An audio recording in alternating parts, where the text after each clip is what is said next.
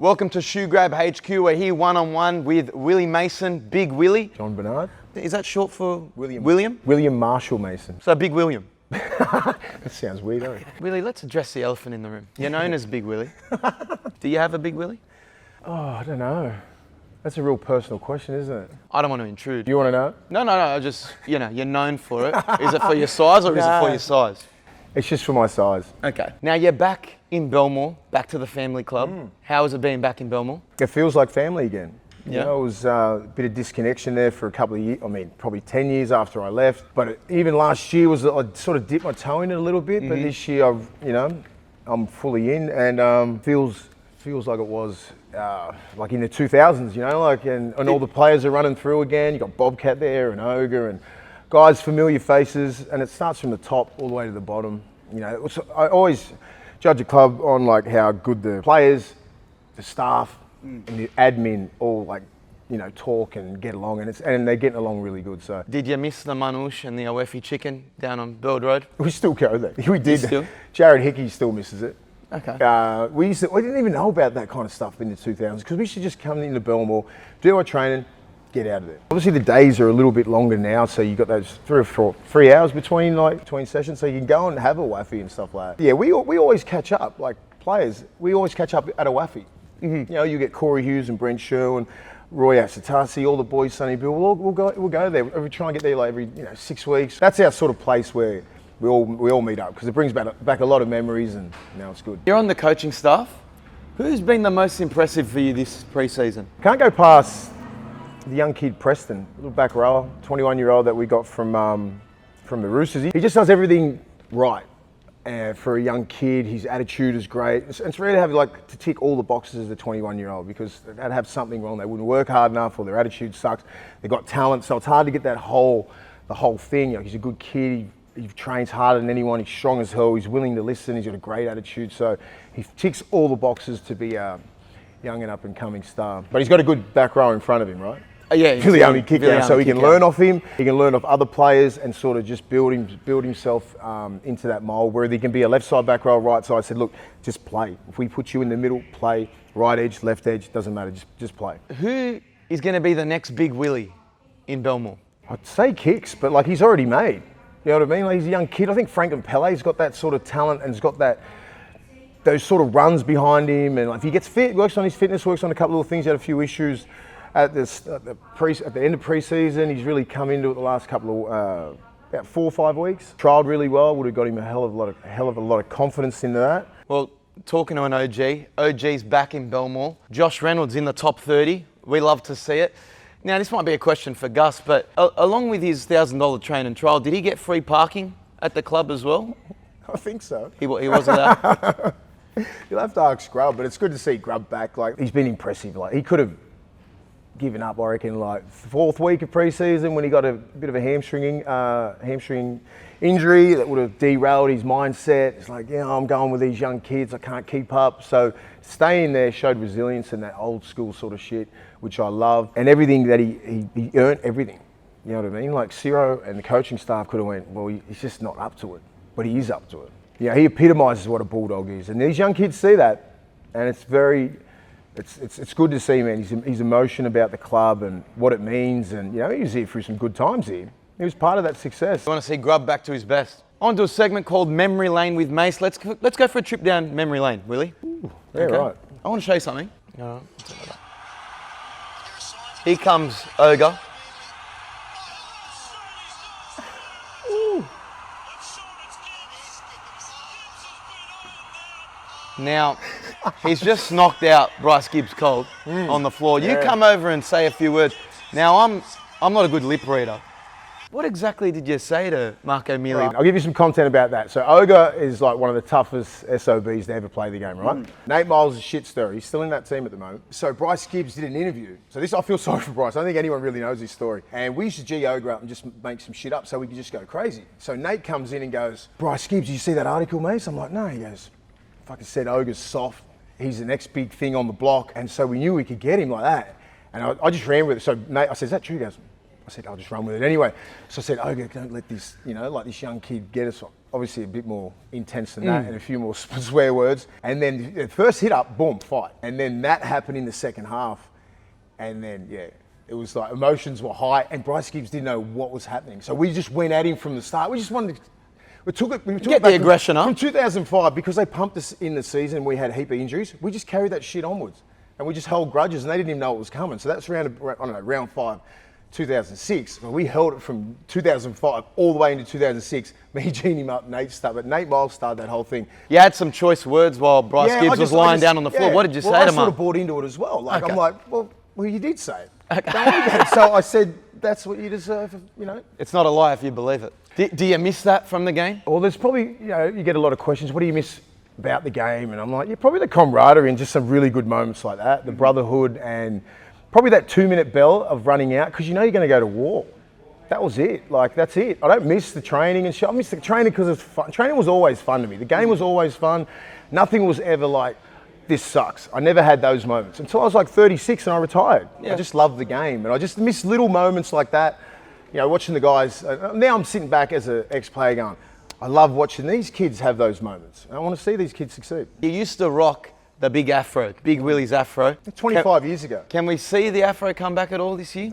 No? I can still grow it too, you know that. Yeah, the hairline's not going. No, hairline's still well and truly there. In the 2000s, did anyone confuse you for Guy Sebastian? Because yes. I heard you had a good voice. No. Bullshit, you bring up all these memories in clubs and stuff. So Guy Sebastian started hitting the scene about 02, 03, or maybe a little bit later. I think that was one of the reasons why I cut it off. So I'm not getting called that. No, you're not. I love Guy Sebastian. He's a cool dude. He's in Bronny. I see him all the time. But no. And he's got no hair now. I've still got the hairline. Yeah. And he was second place on Australian Idol. You don't want to be associated with second place. No, never. Who would you say your favourite Bulldogs player of all time is, and why is it Hazem El Mesri? I love Hazem. I do. He's a goat. But he's a winger. Wingers can't be classified as goats? No. It's got to be a 1, Would 6 it be or more 7. like the guys that I played with? Like I used to love watching Sonny and Marco Mealy play. Roy Asatasi, all those guys that I went to war with. Mm-hmm. Like we were all big fans of each other, how we played. Like we just try to replicate and do stuff that we did training, help each other's game and then just like put it on the field. Yep. So like Sonny and like myself used to go at it, Marco Mealy and Roy. Yeah, it was just battles all the time. And then we went out, like, because we just used to treat the game and the training, we'd hit each other harder at training than in a game. So I'm not running against Sonny Bill in this team. There's no Sonny Bill or Marco Mealy or Roy Asatasi or Andrew Ryan in that other team. So I'm like, if I can dominate at training, I'm going to dominate the game. So that was that was, iron sharpens iron. That's a good way to look at it. That was our ethos, man. We used to go hard. Obviously there's HIA protocols and all that sort of stuff. Don't think they were around. No. I remember knocking Marco Mealy out cold in 2003 before the prelim. It was awful. How many HIAs would you have failed back in the day? Not that many. I'm 6'5", right? It's hard to get. It's hard to get. Like even though, like if you're 6'3", you're copping 6'1", 6'3", you're getting my shoulder in the head. Would Marco Mealy have struggled with the test in general, not being knocked out? Yeah, he would. He wouldn't pass at anything. That's why if he played now, he'd be done. Now, as much as you're a Bulldogs legend, you've played at the Bulldogs, then you went to the Roosters, the Cowboys, Newcastle, Manly. South of France? Yes, you went to South of France. Is it fair to say that you're like a Kardashian sister to NBA players? Worse. Worse? Yeah, that's bad. Once I left, like when you were at a club for 10 years, there could be 10 other clubs. You don't give a shit because you figure it out, it's a business. Another prime Willie moment is you laughing in the face of the haka. What was going through your mind? Well, Brent Webb, who was Indigenous at the time, and he went over there and signed, because if you play there for 3 years, you get a residency or passport. I'm like, I don't fall for that shit. I was just hammering him and we're good mates. So he was hammering me, and I started hammering him back. I said, well, you can't fucking put this jersey on because you're a Kiwi and you would never make this team, blah, blah, blah, blah. Bit of friendly banter. It was friendly as hell. Yeah. And it was just like coincided with the thing going over. How do you disrespect a dance anyway? I'm sitting there in front of it, respecting it, having a conversation with him. If I disrespected the haka, I would have turned my back with some stupid shit like that. Never do that. I've got nothing but respect for the hakas. But it just flew out of the box, right? Coincided with David Kibble hit me and all this sort of shit. I'm like, oh man. It makes for one of the great moments of international footy though, doesn't it? If you're fucking New Zealand, I'm going to live with that shit for the rest of my life. You were voted the most hated player in 2007 by a fan poll. Do you like being the bad boy, Mase? I didn't care.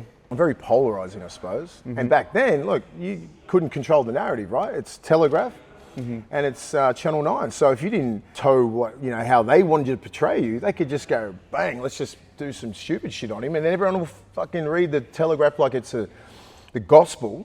I never really cared. So that was the least of my worries. You've tried your hand at rugby. You had an NFL trial. You're down in New York. Did you ever think about giving WWE a go? Because they had the big show. They asked me to come They could have had Big Willie. They did. There was times there, like just saying that whole 2000s bit, where a lot of shit was coming at me. The NFL and Union and like even that. WWE. Yeah, Vince they McMahon messaged, he hit Wille my Mason manager up and goes, because they were coming over here, WWE Raw about 2004 or 5. They said, do you want to like participate? And I'm like, no way. You could have handed out a few choke slams. Like The Rock was out here, I think about 2006. Yeah, it was all about that era. Maybe beyond retirement, we could see Wille Mason in a WWE ring. No. No? WrestleMania? No, nothing. You've played with some good sorts in your time. Who are the top 3 best-looking Bulldogs of all time? No particular order. It's got to be Braith and Asta, the Greek god. Sonny Bill. Like, there's 2 good-looking cats there. Probably Rennie Matua. Rennie Matua is very underrated. Yeah. As a good sort. He's a good-looking bloke. Just ask him, man. He'll tell you. Other than yourself, who had the biggest Willie in the sheds, in the locker rooms? Why is my memory flooding back to shower times? What are you doing? Okay, no, apologies. But people want to know. I'm thinking about my teammates' dicks. That's just not right. I don't know who. Okay, yeah. JT. They don't call him the Didge for nothing. Okay, there you go. Let's look ahead to the season. How do you think the Bulldogs are faring going into this season? They've been given every opportunity to be a top 8 team and to go as far as they want to take it. You know, the training, the work's been put in. It's 13, 14 weeks of pre-season. How's your relationship with Gus now that you're back into the family club? Yeah, it's great. It's always been good. Gus and I have been friends since 98. He's been trying to recruit me since 98. So we've always had a good relationship, whether it be through Origin or in club football. So like now, it's good. You know, before I was an 18-year-old kid. Now I'm a 42-year-old man. Yep. You know, so it's a different relationship. You know, so I always look at him as a role model and that sort of figure in rugby league, like the Wayne Bennett's, the Gus Goulds, the Craig Bellamy's. I put them there as like those sort of guys that I ask for advice and all that kind of stuff for. You know? Well, there's a big buzz in Belmore. All the fans are buying in. The players seem to be buying in. New coach, Cameron Ciraldo, you played against him. How has it been working alongside Cam? It's been great. I think this would be like the amount of work. I always talk to ex-players, like the amount of work that and detail that goes into every session. I'm like, I wish I had that training. It was sort of like but we got taught different things like, you know, like your toughness and all that kind of stuff. It wasn't really about all the detailed marker movements and defensive stuff that he's got in his head, but that's where the game is now. You know, it's all the little details because everybody is pretty even apart from 2 or 3 players in, you know, like in the spine, you know. So everyone else, all the forwards are pretty even. You know, you're not going to get a forward pack that's going to smash the hell out of any other forward pack. You're not going to get real dominant packs like that anymore. It's going to be the 7, the 6, and a couple of wingers making games. You know, so like the detail that goes into training is unbelievable. Like the coaching staff, from high performance to coaches, everyone helps. There's no egos involved. It's just like get there, get the work done, and try and help these young kids become better players so we can win and make these kids better people. That's what we're trying to do. We're not just trying to grab you and get all the coaching, you know, and treat you like a robot and then piss you off when you're no good. Our whole thing is like make you a better person, a better human, and a better player. Like all that shit, like I love. I'm all about that. And that's the new culture. Yeah, and that's that culture. And that's, you know, it's 2023. You can't be. You know, some of these kids, they need a little bit of baby. You know, some kids are different upbringings and stuff like that. Like when I first come down to Sydney, there was none of that. There wasn't a player like me helping me at a 17, 18-year-old kid. Now you've got a person like me around the club, knowing and actually caring about you. Ciro caring about you, Gus, all these sort of players. So it's obviously a different time, you know, and social media and all this other shit that these kids are under pressure with. You've got to help them, man. And we've named 6 captains. Do we want to catch up to the West Tigers, maybe name 3 more? Not 6. I think we've done a great job with the captaincy where Marnie's in the middle, Berto's on the left edge, Raymond is the club captain on the right. So it's a really good balance. You know, you've still got Kicks and all these other leaders within that group, in the leadership group, but club captains and on-field captains is good. As a Belmore boy, we can't be more excited for the season. Really appreciate your time coming down to Shoe Grab HQ, Mase. Thanks, John. It's always a pleasure. Mate.